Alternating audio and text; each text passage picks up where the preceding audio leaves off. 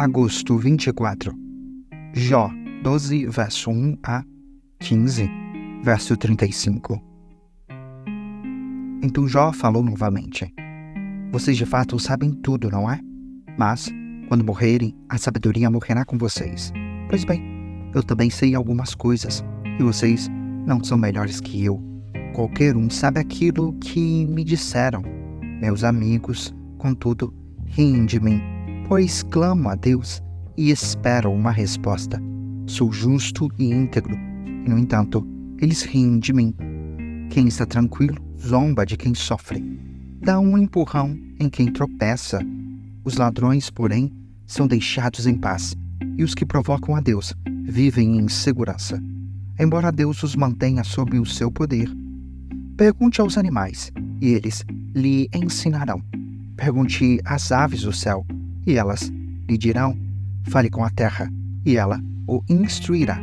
Deixe que os peixes do mar o informem, pois todos eles sabem que meu sofrimento veio da mão do Senhor, e suas mãos está a vida de todas as criaturas, e o fôlego de toda a humanidade. O ouvido prova as palavras que ouve, assim como a língua distingue os sabores. A sabedoria pertence aos idosos, e o entendimento aos mais velhos. Em Deus, porém, estão a sabedoria e o poder. A ele pertencem o conselho e o entendimento. Ninguém pode reconstruir o que ele derruba. Ninguém pode libertar quem ele aprisiona. Se ele retém a chuva, a terra se transforma em deserto. Se ele liberta as águas, há inundação em toda parte. Sim, a ele pertence a força e a sabedoria. Enganadores e enganados estão sob seu poder. Ele destitui os conselheiros e os dispensa. Faz de tolos juízes sábios. Tira o manto dos reis e lhes amarra uma corda na cintura. Destitui os sacerdotes e os dispensa.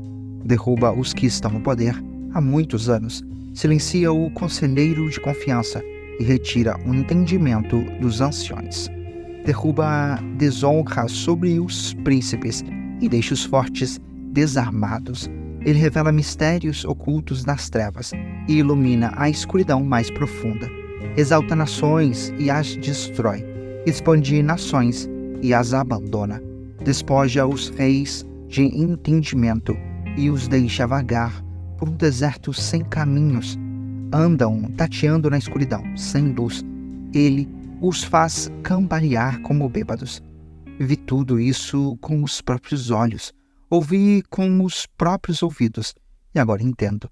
O que vocês sabem, eu também sei. Não são melhores que eu. Quero falar diretamente com o Todo-Poderoso. Quero defender a minha causa diante de Deus. Vocês me difamam com mentiras. São médicos incapazes de curar. Se ao menos se calassem, é a atitude mais sábia que poderiam tomar. Ouçam minha defesa. Prestem atenção a meus argumentos. Vocês querem defender Deus com mentiras? Apresentam argumentos desonestos em nome dele? Distorcem seu testemunho em favor dele? Acaso são advogados de Deus? O que acontecerá quando ele decidir investigá-los? Conseguirão enganá-lo como enganam qualquer pessoa? Não. Certamente, ele os repreenderá se distorcerem às escondidas seu testemunho em favor dele. Acaso a majestade dele não os aterroriza? O terror dele não cairá sobre vocês? Suas frases feitas valem tanto quanto cinzas. Sua defesa é fraca como um pote de barro. Calem-se e deixem-me em paz. Permitam-me falar, e eu arcarei com as consequências. Sim, porei minha vida em risco e direi o que penso de fato. Ainda que Deus me mate, ele é minha única esperança. Apresentarei a ele minha causa. Isto, porém, é o que me salvará. Não sou ímpio. Se o fosse, não poderia me colocar diante dele. Escutem bem o que vou dizer. Ouçam-me com atenção. Preparei minha defesa. Serei declarado inocente. Quem pode discutir comigo a esse respeito? E, se provarem que estou errado, me calarei e morrerei. Ó Deus, concede-me essas duas coisas, e não me esconderei de ti. remove tua mão de cima de mim e não me assustes com tua temível presença. Chama-me e eu responderei, ou permita que eu fale e responde-me. Diga-me o que fiz de errado. Mostra-me minha rebeldia e meu pecado. Por que te afastas de mim? Por que me tratas como teu inimigo? Atormentarias uma folha soprada pelo vento? Perseguirias a palha seca? Escreves acusações amargas contra mim e trazes à tona os pecados de minha juventude. Prendes meus pés com correntes, vigias todos os meus caminhos e examinas todas as minhas pegadas. Eu me consumo como madeira que apodrece, como roupa comida pela traça. Como é frágil o ser humano, sua vida é breve e cheia de aflições. Como uma flor, nasce e depois murcha. Como uma sombra passageira, some depressa. É preciso que vigies uma criatura tão frágil e exijas que te preste contas? Quem pode extrair pureza de algo impuro? Ninguém. Estabeleceste a extensão de nossa vida. Sabes quantos meses viveremos e não recebemos nem um dia a mais. Portanto, dá-nos sossego, deixa-nos descansar. Somos como trabalhadores braçais. Permite-me que terminemos nosso trabalho em paz. Até mesmo uma árvore tem mais esperança, pois se for cortada, voltará a brotar e dar novos ramos. Ainda que as raízes tenham envelhecido na terra e o tronco esteja podre, com o cheiro da água, voltará a brotar e dar ramos, como uma planta nova. Mas, quando as pessoas morrem, perdem as forças, dão um último suspiro e depois, onde estão? Como a água evapora do lago e o rio desaparece na seca, são colocadas no túmulo e não voltam a se levantar, até que os céus deixem de existir, não acordarão, não serão despertadas de seu sono. Quem dera tu me escondestes na sepultura e me esquecestes ali até tua ira passar. Quem dera me desses um tempo de descanso, para que só então te lembrasses de mim. Podem os mortos voltar a viver? Assim, eu teria esperança durante todos os meus anos de luta e aguardaria a libertação que a morte traz. Tu chamarias e eu responderia. Tu ansiarias por mim, a obra de tuas mãos. Assim, protegerias meus passos, em vez de vigiares meus pecados. Meus pecados seriam fechados num saco, e tu cobririas minha culpa. Em vez disso, assim como os montes desmoronam e as rochas caem de onde estão, como a água desgasta as pedras e as enchentes arrastam a terra, tu destróis a esperança do ser humano. Tu prevaleces sempre sobre ele, e ele se vai. Tu o desfiguras da morte e o mandas embora. Não sabes se os filhos crescerão com honra ou afundarão no esquecimento. Ele sofre sua própria dor e lamenta apenas por si mesmo. Então, Elifaz de Temã respondeu: um homem sábio não responderia com esse falatório. Suas palavras não passam de vento. O sábio não se envolve em conversas sem propósito, nem usa palavras sem sentido. De fato, você não tem temor a Deus e não lhe mostra reverência. Seus pecados dizem à boca o que ela deve falar. Suas palavras se baseiam em engano astuto. Sua própria boca o condena, não eu. Seus próprios lábios depõem contra você. Acaso você foi o primeiro ser humano a nascer? Veio ao mundo antes de serem criados os montes? Estava presente no conselho secreto de Deus? Se você é dono da sabedoria, o que você sabe que nós não sabemos?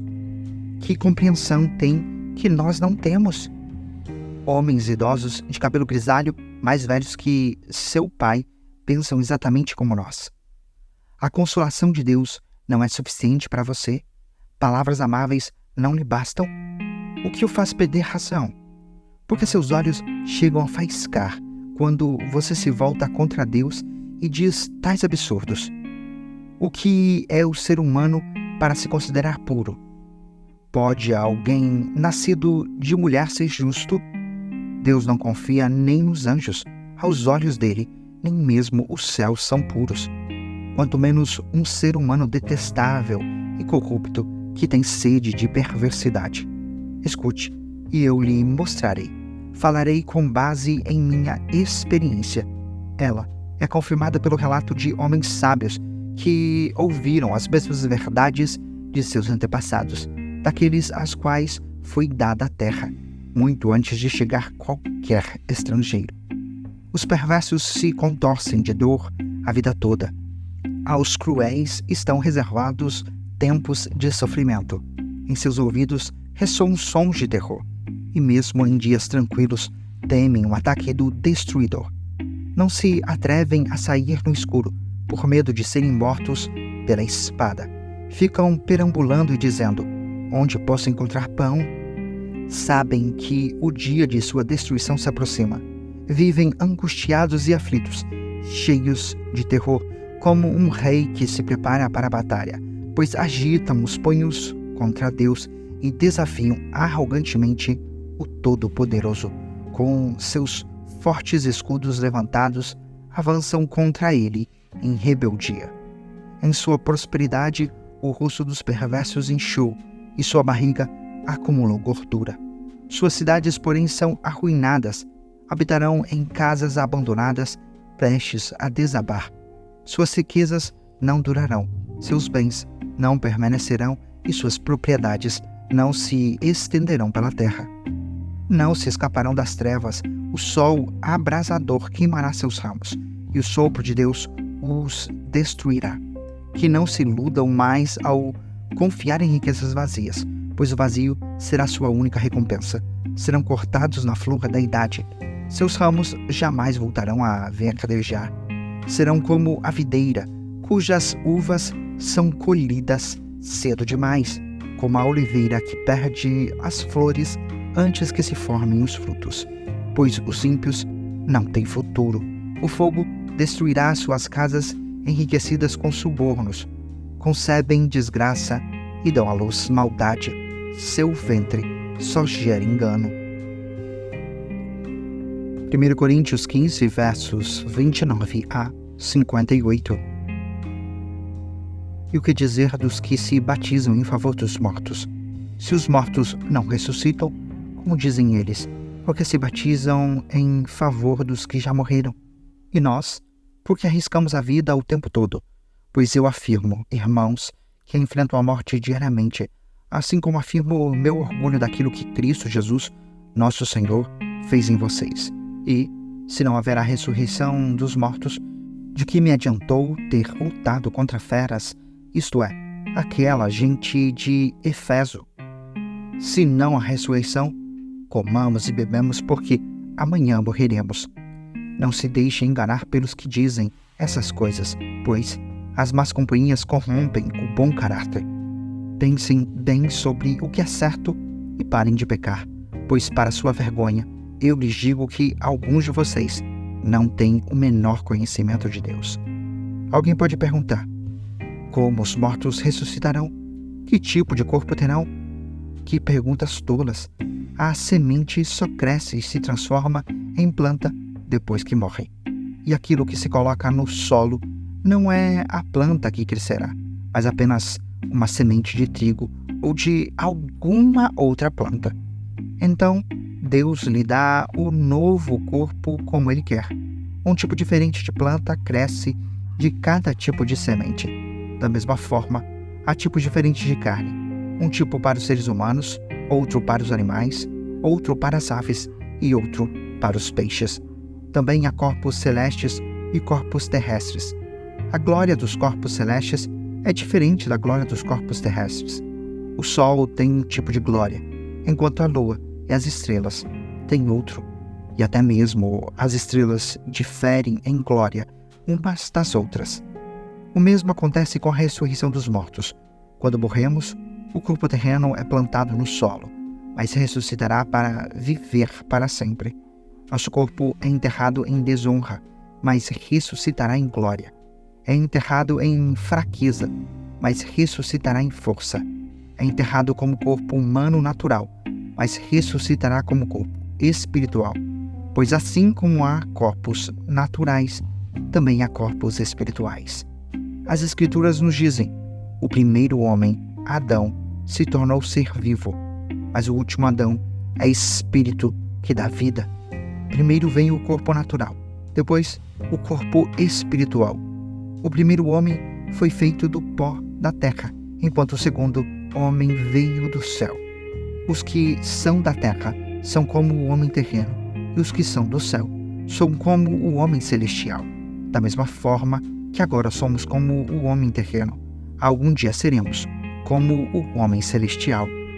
Estou dizendo, irmãos, que nosso corpo físico não pode herdar o reino de Deus. Este corpo mortal não pode herdar aquilo que durará para sempre. Mas eu lhes revelarei um segredo maravilhoso. Nem todos dormiremos, mas todos seremos transformados. Acontecerá num instante, num piscar de olhos, ao som da última trombeta, pois, quando a última trombeta soar, aqueles que morreram ressuscitarão a fim de viver para sempre, e nós que estivermos vivos também seremos transformados, pois nosso corpo mortal precisa ser transformado em corpo imortal. Então, quando nosso corpo mortal tiver sido transformado em corpo imortal, se cumprirá a passagem das Escrituras que diz: a morte foi engolida na vitória. Ó morte, onde está sua vitória? Ó morte, onde está seu arguilhão? O pecado é o arguilhão da morte que nos fere, e a lei é o que torna o pecado mais forte. Mas graças a Deus, que nos dá vitória sobre o pecado e sobre a morte por meio do nosso Senhor Jesus Cristo. Portanto, meus amados irmãos, sejam fortes e firmes. Trabalhem sempre para o Senhor com entusiasmo, pois vocês sabem que nada do que fazem para o Senhor é inútil. Salmos 39, versos 1 a 13, para Gedutum, regente do coral Salmo de Davi. Disse comigo: tomarei cuidado com o que faço e não pecarei no que digo. Ficarei calado enquanto o perverso estiver por perto, mas, enquanto eu estava em silêncio, sem falar sequer de coisas boas, a angústia cresceu dentro de mim. Quanto mais eu pensava, mais ardia meu coração. Então decidi falar. Mostra-me, Senhor, como é breve meu tempo na terra. Mostra-me que meus dias estão contados e que minha vida é passageira. A vida que me deste não é mais longa que alguns palmos, e diante de ti, toda a minha existência não passa de um momento. Na verdade, o ser humano não passa de um sopro. Somos apenas sombras que se movem, e nossas inquietações não dão em nada. Acumulamos riquezas sem saber quem os gastará. Agora, Senhor, o que devo esperar? És minha única esperança. Livra-me de minha rebeldia, e não permitas que os tolos zombem de mim. Estou calado, não direi uma só palavra, pois minha punição vem de ti. Mas, por favor, para de me castigar. Os golpes de tua mão me reduzem a nada. Quando nos disciplinas por nossos pecados, consomes como a traça o que nos é mais precioso. O ser humano não passa de um sopro. Ouve minha oração, Senhor. Escuta meus clamores por socorro. Não ignores minhas lágrimas, pois sou como estrangeiro diante de ti, um viajante que está só de passagem, como eram meus antepassados. Desvia de mim o olhar para que eu volte a sorrir, antes que eu me vá e deixe de existir. Provérbios 21, versos 30 e 31. Não há sabedoria e entendimento, nem conselho humano capaz de resistir ao Senhor. O cavalo é preparado para o dia da batalha, mas quem dá a vitória é o Senhor